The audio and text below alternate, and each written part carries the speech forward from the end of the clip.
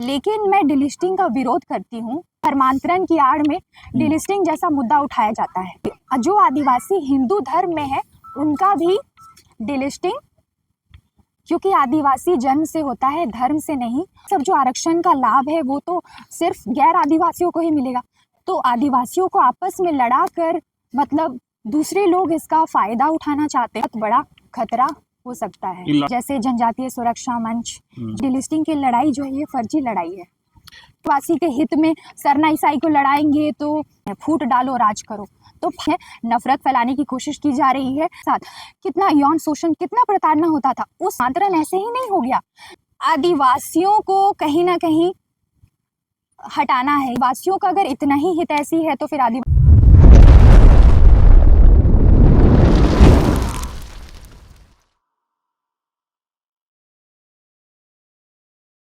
नमस्कार, जोहार। आप देख रहे हैं झारखंड स्वतंत्र खबर। हम लोग आज एक मुद्दे की बात करने के बैठे हैं, जिसमें है लोग आज तक डिलिस्टिंग, सरना ईसाई, इस तरह के लोग बात कर रहे हैं, जो पूरे आदिवासी समाज को सीधे प्रभावित करता है।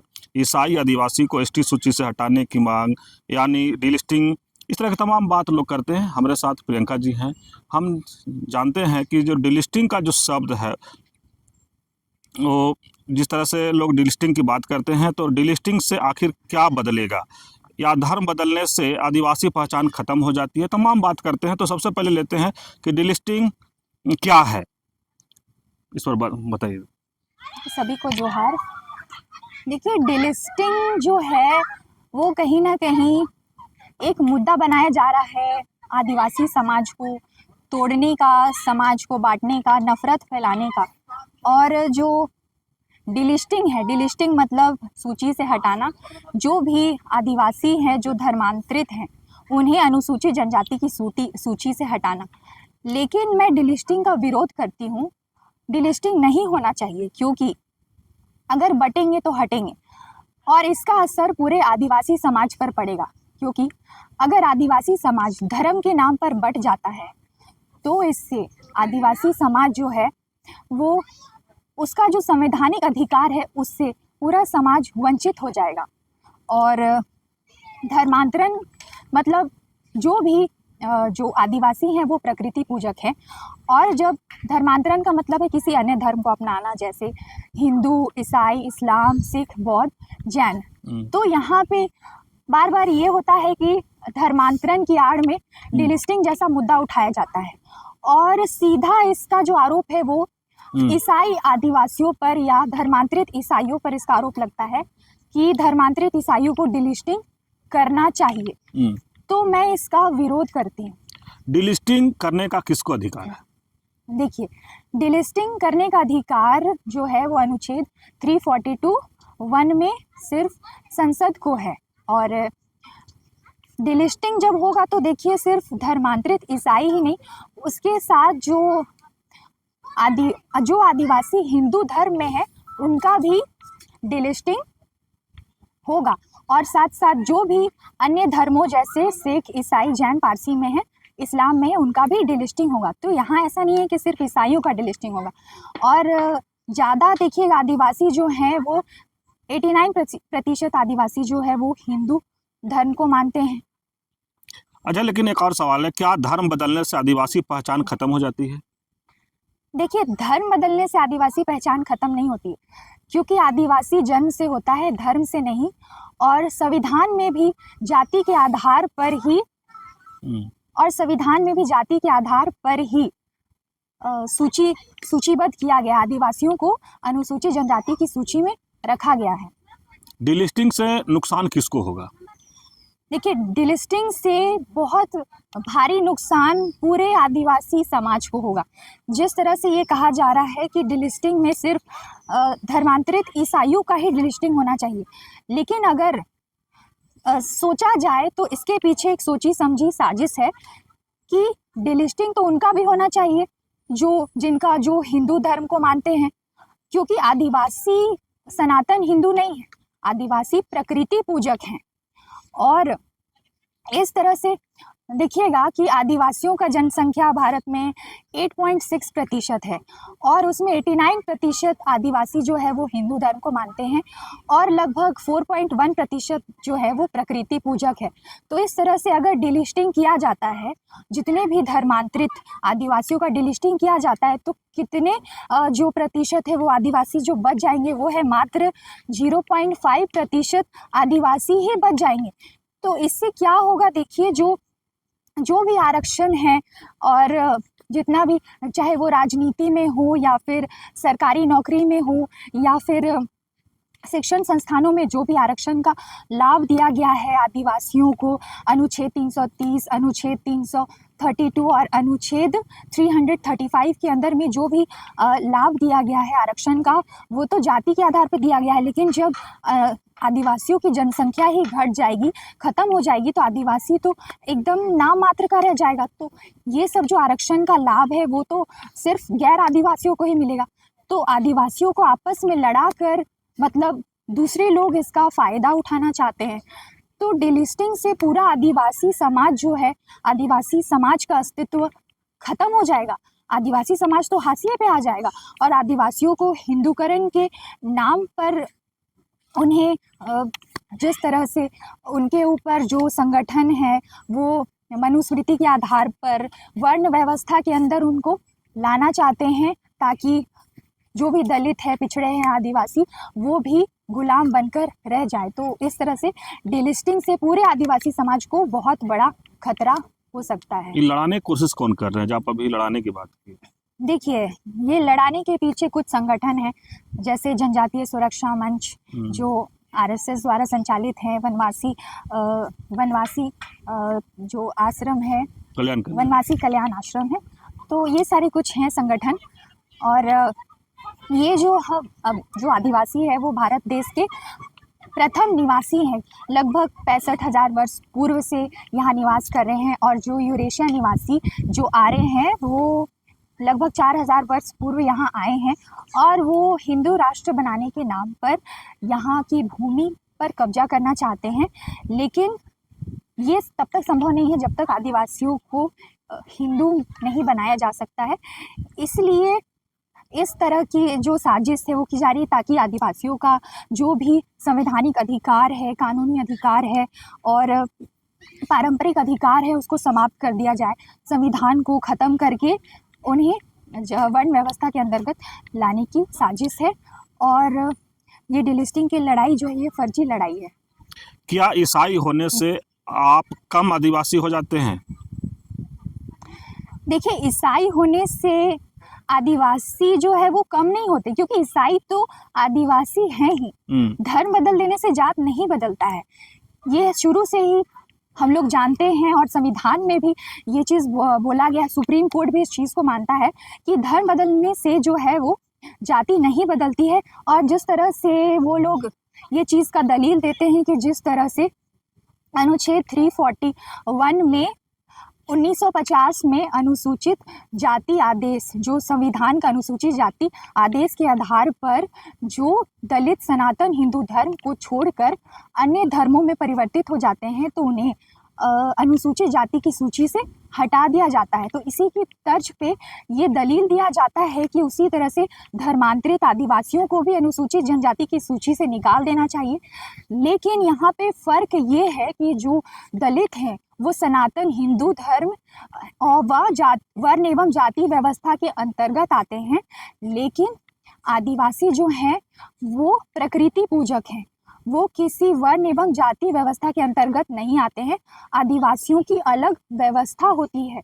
तो इसलिए 1950 में आदिवासियों को अनुसूचित जनजाति की सूची से नहीं निकाला गया और धर्मांतरित आदिवासियों के लिए और आदिवासी या अनुसूचित जनजाति के लिए धर्म कोई मापदंड नहीं है और इसलिए धर्मांतरित आदिवासियों को अनुसूचित जनजाति की सूची में रखा गया है और आदिवासियों को धार्मिक स्वतंत्रता है, वो किसी भी धर्म को मान सकते हैं, किसी भी धर्म का पालन कर सकते हैं, जिस प्रकार से संवैधानिक अधिकार जो अनुच्छेद 25-26 में दिया गया है। डिलिस्टिंग से फ़ायदा किसको होगा? अगर डिलिस्टिंग होता है तो फ़ायदा किसको होगा? देखिए डिलिस्टिंग से जितना बहुत जोर जोर से डिलिस्टिंग का नाम लिया जा रहा है, तो फिर बेनिफिट किसको मिलेगा इससे? देखिए डिलिस्टिंग का बहुत बड़ा फायदा है।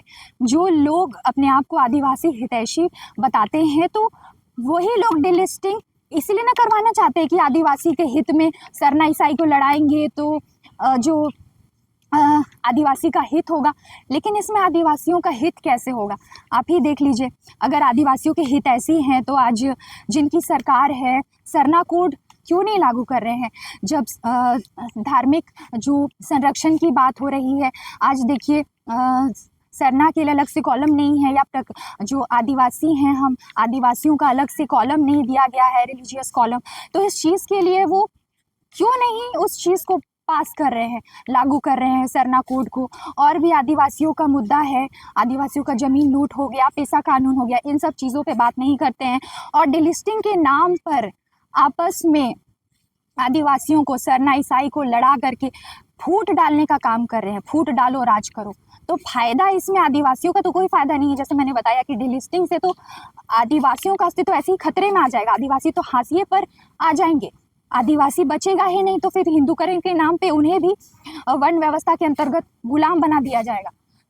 तो फिर डिलिस्टिंग से फायदा कहाँ हो रहा है? इसमें तो समझने की बात है, लोगों को सावधान होने की जरूरत है, जागरूक होने की बात है कि डिलिस्टिंग सिर्फ हमारे समाज को तोड़ने की बात है, आपस में लड़ाने की बात है। जिस तरह से आदिवासी संगठित होकर अंग्रेज के समय से ही देखिए लड़ता आया है अपने जल जंगल जमीन के लिए, अधिकारों के लिए, शुरू से ही अंग्रेजों से संघर्ष करता आया है, लड़ता आया है। जब हम एकजुट थे तभी तो हम अपने अधिकारों के लिए लड़ पाए हैं।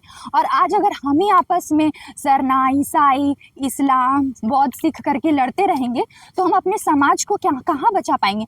लोग समाज को बचाने की बात करते हैं, यहाँ तो समाज को तोड़ करके आप समाज को हाशिए पे ले जाने की बात करते हैं। आज हम एक हैं तो हमारा अधिकार सुरक्षित है, हमें संवैधानिक अधिकार दिया गया है। जब हम बिखर जाएंगे, वही तो मैंने बोला कि जब हम बटेंगे तो हट जाएंगे, संवैधानिक अधिकार से हम हट जाएंगे।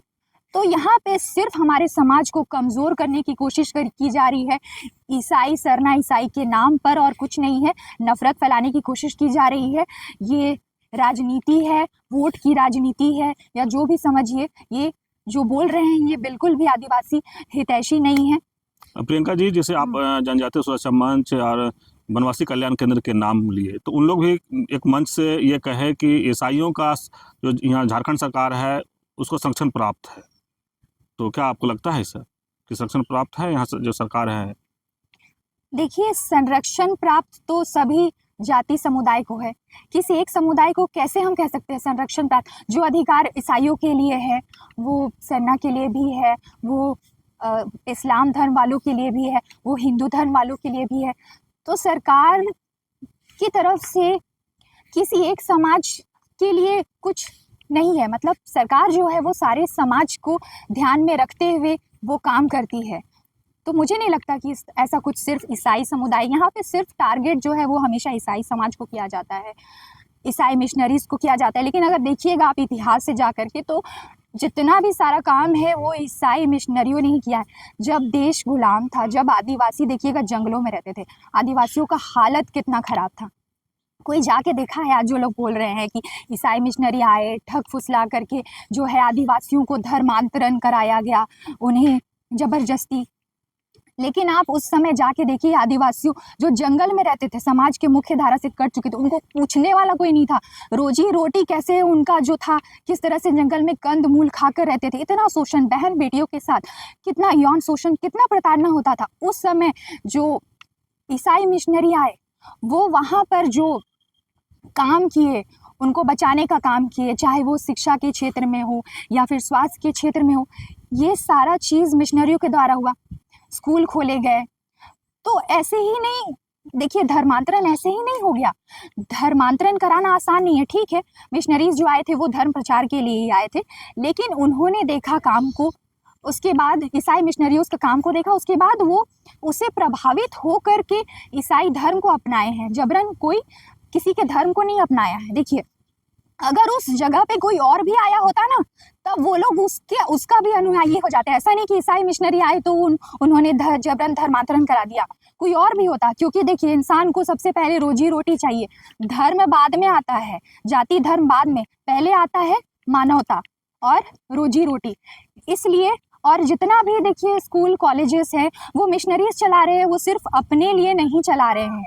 और कहीं ना कहीं आज जो हम यहाँ पे हैं, हमारा स्थिति जो आज हमें जो अधिकार मिला है, यहाँ पे हम बोल पा रहे हैं, आज शिक्षित हैं, तो कहीं ना कहीं उसी का ही नतीजा है कि विकास वहाँ से शुरू हुआ। तब से ठीक है कि उस समय देश गुलाम था, वो परिस्थिति अलग थी, लेकिन अगर दूसरे परिवेश में देखा जाए तो विकास की शुरुआत वहाँ से हुई है। मिशनरियों ने पढ़ाना शुरू किया, लोग धीरे धीरे जागरूक होते गए शिक्षा में, चाहे जो भी है, और तब जाके आज हम इस स्थिति में है कि आज आदिवासी जो है वो पढ़ लिख रहे हैं, वो आगे आ रहे हैं। और इसमें सिर्फ दोष लगाया जाता है कि ईसाई मिशनरी धर्मांतरण करा रहे हैं, लूट रहे हैं, और भी बहुत कुछ है, तो ऐसा बिल्कुल नहीं है। क्या इस मुद्दे के पीछे कौन सी राजनीति चल रही है? डिलिस्टिंग का मुद्दा जो है उसके पीछे कौन सी राजनीति चल रही है? देखिए, डिलिस्टिंग के पीछे जो राजनीति ही एक मुद्दा है कि देखिए बेसिक मुद्दों से भटका करके आदिवासियों का देखिएगा बहुत सारा चीज है, मुद्दा बहुत है, चाहे वो पैसा कानून हो गया, चाहे वो जमीन लूट हो गया, तो और भी बहुत सारे चीज़ें हैं, लेकिन मेन मुद्दा से भटका करके हम डिलिस्टिंग का मुद्दा ले आते हैं। वो लोग डिलिस्टिंग का मुद्दा लेके आते हैं ताकि वो धर्म के नाम पर जो है आदिवासी समाज को बांट सके, लड़ा सके। और आदिवासियों का अगर इतना ही हित ऐसी है तो फिर आदिवासियों की शिक्षा पे बात कीजिए। आज गांव में भी जाके देखिए आदिवासियों का हालत कितना, जहाँ पे शिक्षा नहीं पहुँच पा रहा है, संसाधन नहीं पहुँच पा रहा है, कितना मतलब वो आज उनके साथ बहुत आज भी अत्याचार हो रहा है, गुलामी है, तो वहां जाके कोई क्यों नहीं देखता है? अच्छा, क्या एसटी सूची से हटाना न्याय संगत है? नहीं, एसटी सूची से हटाना बिल्कुल भी असंवैधानिक है, क्योंकि देखिए यहाँ पे संविधान में भी ये चीज़ लिखा गया है कि धर्मांतरित आदिवासी जो है वो आदिवासी ही रहेंगे। धर्म के आधार पर अनुसूचित जनजाति की सूची में कोई मापदंड नहीं रखा गया है, वो जाति के आधार पर ही आरक्षण दिया गया है और अनुसूचित जाति की सूची में रखा गया है। क्या डिलिस्टिंग आदिवासी एकता के खिलाफ है? जी, डिलिस्टिंग बिल्कुल आदिवासी एकता के खिलाफ है।